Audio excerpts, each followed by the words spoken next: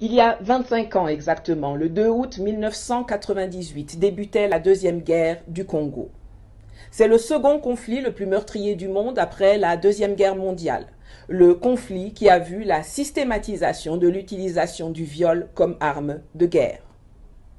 L'agression de la RDC par le Rwanda, l'Ouganda et le Burundi, qui armaient et soutenaient les rebelles anti-Kabila, verra l'entrée en guerre aux côtés des autorités congolaises d'alors, de l'Angola, de la Namibie, du Zimbabwe et dans une moindre mesure du Tchad, de la Libye et du Soudan, ainsi que plusieurs milices et groupes armés de part et d'autre. Bien que le conflit ait été officiellement terminé en 2003, les populations congolaises continuent de payer un lourd tribut à la déstabilisation du pays voulue par des puissances étrangères et entretenues jusqu'à ce jour par des relais locaux et régionaux.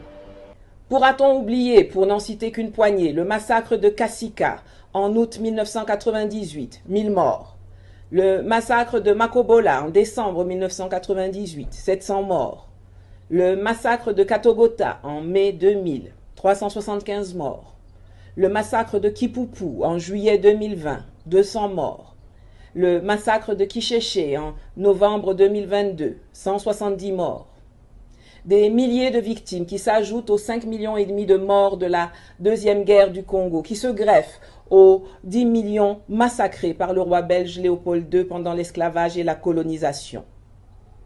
En cette journée du 2 août 2023, j'invite tous ceux qui vont voir cette publication à avoir une pensée pour les victimes des génocides des Congolais. En tant qu'Africains, il est important de savoir que tant que le Congo sera instable, notre continent ne pourra pas prendre son envol. Matondo.